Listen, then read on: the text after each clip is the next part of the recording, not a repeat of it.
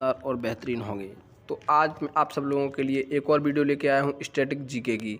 इसमें मैं आज आप लोगों को कल जैसे क्वेश्चन कराए थे वैसे ही आज फिर लेके आया हूँ आप लोगों के लिए। तो इसमें स्टैटिक जीके के जो क्वेश्चन हैं आपके वो 4 ऑल कॉम्पिटिटिव एग्ज़ाम के हैं। किसके? सभी एग्ज़ामों में काम आने वाले क्वेश्चन हैं। आप जो जिस किसी भी एग्ज़ाम में बैठेंगे उन सभी में ये क्वेश्चन आपको 5 या 6 क्वेश्चन देखने को मिल जाएंगे। मैं आप लोगों के लिए आज फिर ये 50 क्वेश्चन लेके आया हूँ।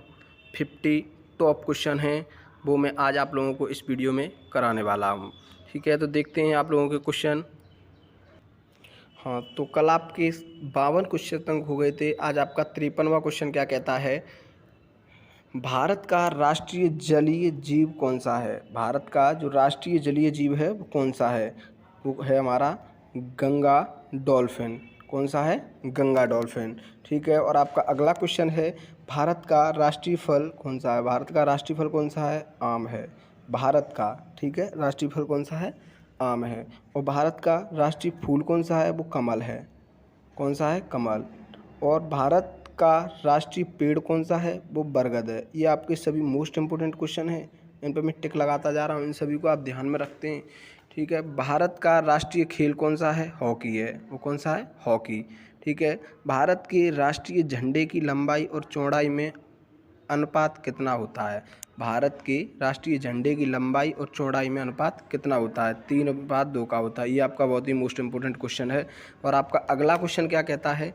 भारत का राष्ट्रगान किसने लिखा? जो भारत का राष्ट्रगान है वो कौन सा है?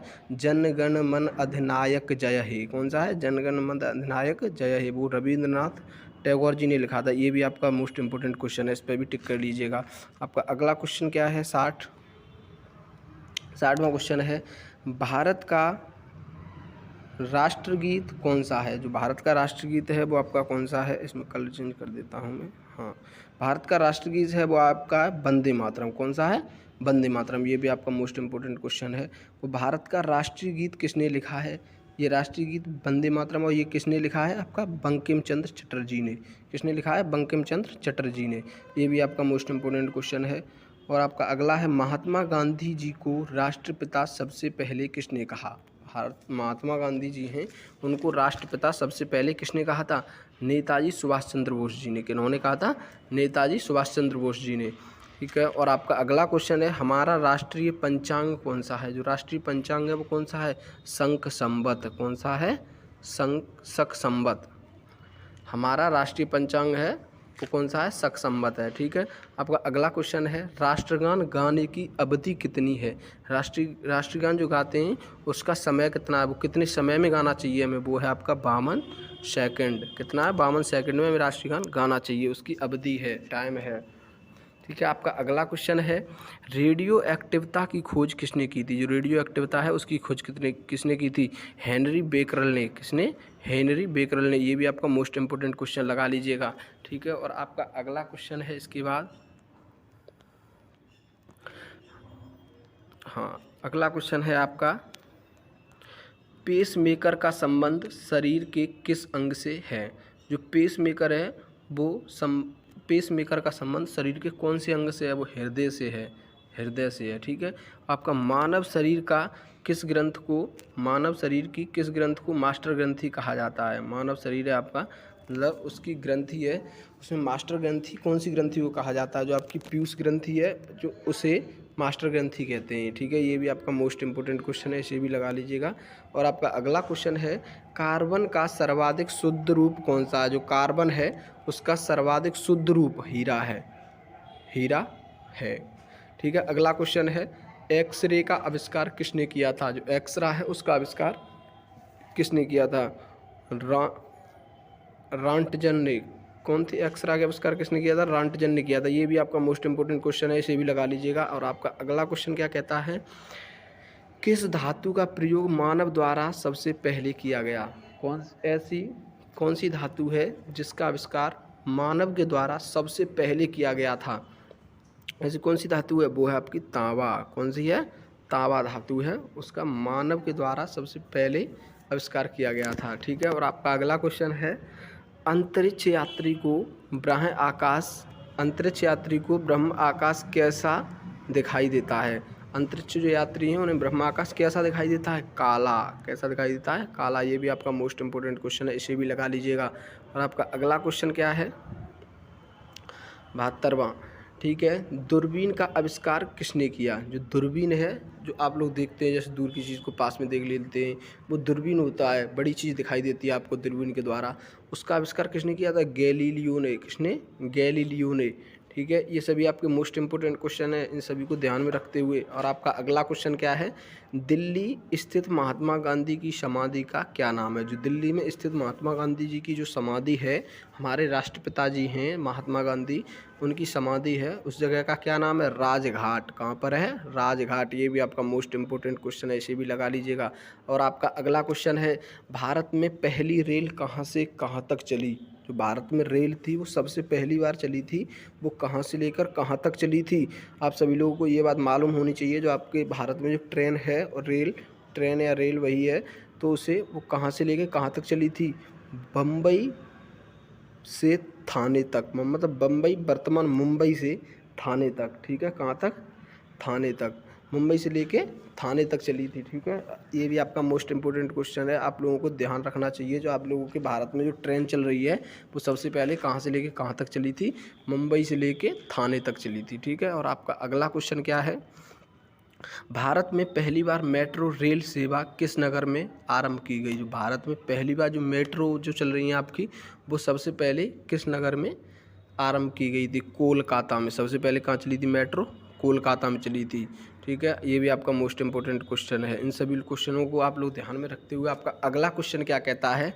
भारत में रेल का आरंभ किस सन में हुआ था? जो भारत में रेल थी उसका आरंभ कौन सी सन में हुआ था? जो भारत में रेल तो आपकी मुंबई से लेकर थाने तक चली थी, और उसका आरंभ कहाँ से, आरंभ कौन सी सन में हुआ था? 1853 ईस्वी। किस में हुआ था? 1853 ईस्वी में, ठीक है। और आपका अगला क्वेश्चन है, प्रथम भारतीय अंतरिक्ष यात्री कौन थे? जो भारत के अंतरिक्ष यात्री थे वो प्रथम कौन थे? सबसे पहले अंतरिक्ष यात्री कौन थे? ठीक है, उनका नाम है स्क्वाड्रन लीडर राकेश शर्मा। कौन थे?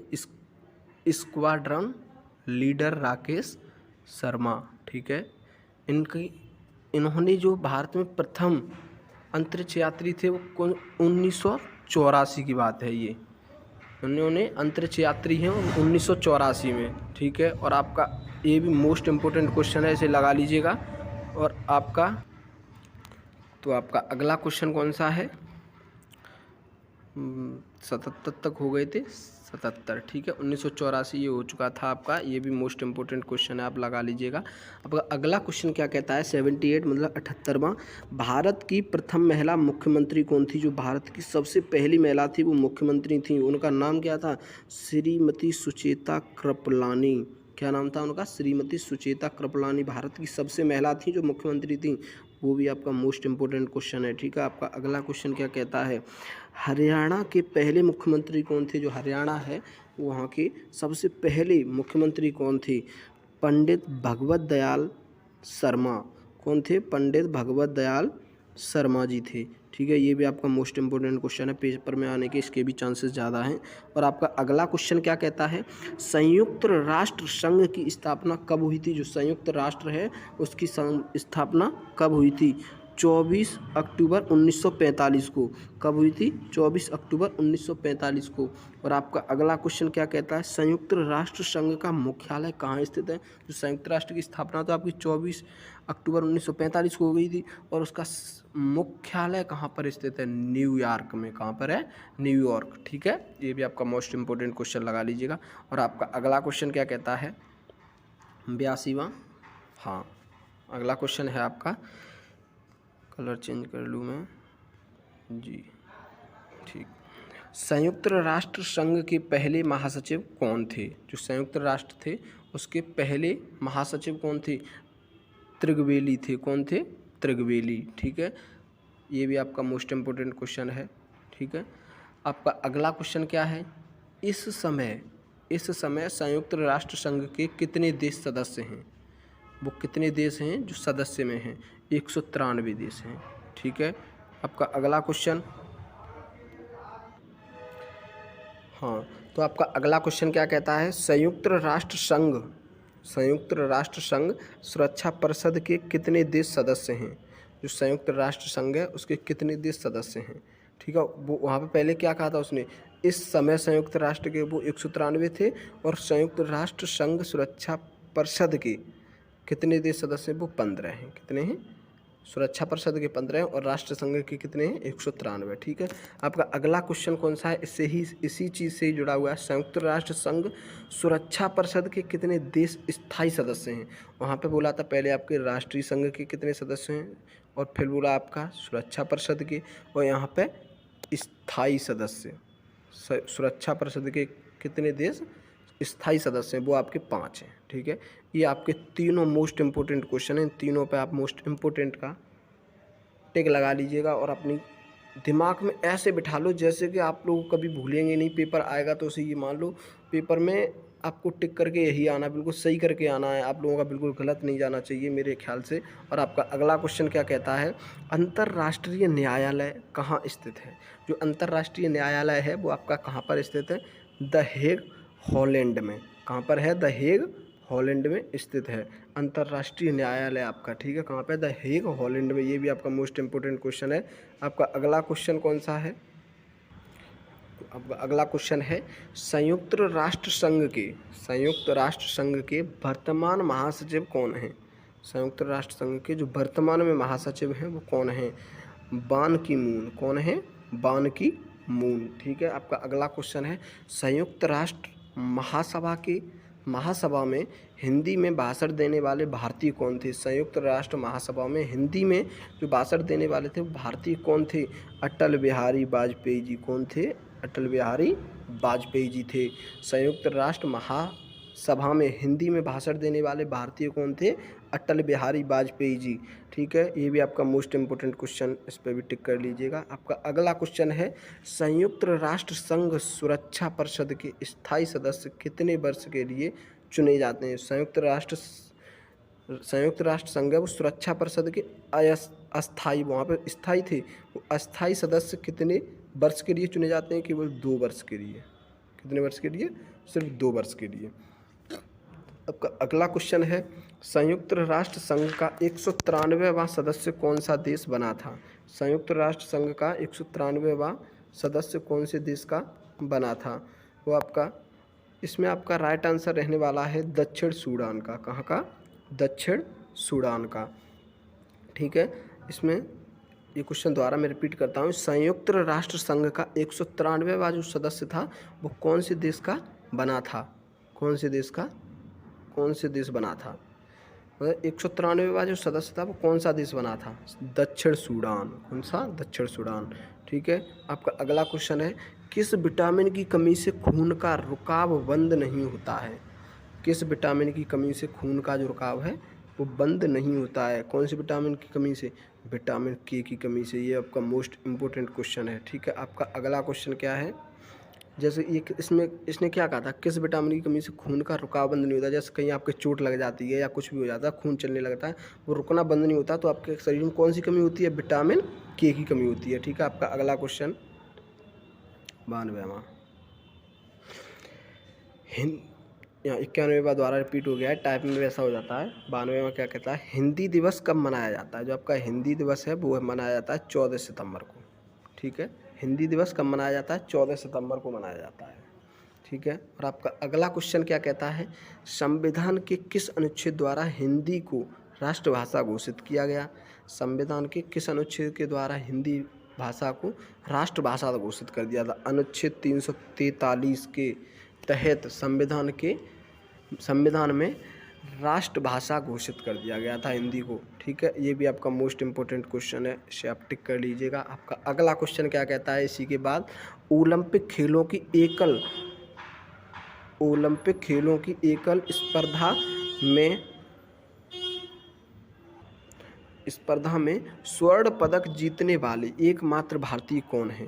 ओलंपिक खेल हैं उसमें एकल स्पर्धा में स्वर्ण पदक जीतने वाले एकमात्र भारतीय जो था वो ओलंपिक खेल में एकल स्पर्धा स्वर्ण पदक जीतने वाला कौन था, वो अभिनव बिंद्रा। कौन थे, अभिनव बिंद्रा जी। कौन थे? अभिनव बिंद्रा। ठीक है, ओलंपिक खेलों में इन्होंने स्वर्ण पदक जीता था, एकमात्र भारतीय थे ये। उनका ये भी आपका मोस्ट इम्पोर्टेंट क्वेश्चन है। ठीक है, आपका अगला क्वेश्चन कहता है ओलंपिक खेलों का आयोजन कितने वर्षों बाद होता है? जो ओलंपिक खेल जैसे आज हो गया और आज के बाद कितने दिनों बाद होगा? वो 4 वर्ष बाद होगा आपका। ठीक है, ये भी आपका मोस्ट इम्पोर्टेंट क्वेश्चन है। 4 वर्ष के बाद ही ओलंपिक खेल का आयोजन होता है। ठीक है, आपका अगला क्वेश्चन क्या कहता है? आपका अगला क्वेश्चन है सन 2016 में ओलंपिक खेल कहाँ हुए थे? Rio de Janeiro. सन 16 में ओलंपिक खेल कहाँ हुए थे? Rio de Janeiro. ठीक है, आपका अगला क्वेश्चन है अंतर्राष्ट्रीय मानव अधिकार दिवस कब मनाया जाता है? जो अंतर्राष्ट्रीय मानव अधिकार दिवस कब मनाया जाता है? 10 दिसंबर को मनाया जाता है। ये आपका मोस्ट इम्पोर्टेंट क्वेश्चन है, इसको टिक कर लीजिएगा। आपका अगला क्वेश्चन है हरियाणा की कौन सी नस्ल की भैंस प्रसिद्ध है? हरियाणा की कौन सी नस्ल की भैंस प्रसिद्ध है? मुर्राह। कौन सी है? मुर्राह। ठीक है, हरियाणा में कौन सी नस्ल की भैंस प्रसिद्ध है? मुर्राह। ठीक है, आपका अगला क्वेश्चन क्या है? प्रसिद्ध शीतला माता मंदिर कहाँ स्थित है? गुड़गांव में। प्रसिद्ध शीतला माता का जो मंदिर है वो कहाँ स्थित है? गुड़गांव में। ये आपका मोस्ट इम्पोर्टेंट क्वेश्चन है, इसे टिक कर लीजिएगा। आपका लास्ट क्वेश्चन क्या कहता है इसके बाद? विशाल हरियाणा पार्टी किसने बनाई थी? जो बड़ी हरियाणा पार्टी किसने बनाई थी? राव वीरेंद्र सिंह जी ने। राव वीरेंद्र सिंह जी ने बनाई थी विशाल हरियाणा पार्टी, राव वीरेंद्र सिंह जी ने। ये आपका मोस्ट इंपॉर्टेंट क्वेश्चन, इसे भी टिक कर लीजिएगा। और मैं आज आप लोगों का यहीं पे ऐसा लास्ट क्वेश्चन था यही। अब आपको मैं कल के लिए और क्वेश्चन लेके आऊँगा आप सभी लोगों के लिए, इससे और बेहतरीन, जो आपके पेपर में बहुत ही मदद करने वाले हैं आप सभी लोगों की। तो मैं आप लोगों से विदा चाहूँगा इस वीडियो के लिए। तो आप सभी लोगों को वीडियो अच्छी लगी हो तो लाइक और कमेंट ज़रूर करें। वीडियो देखने के लिए मेरे प्रिय दोस्तों, थैंक यू।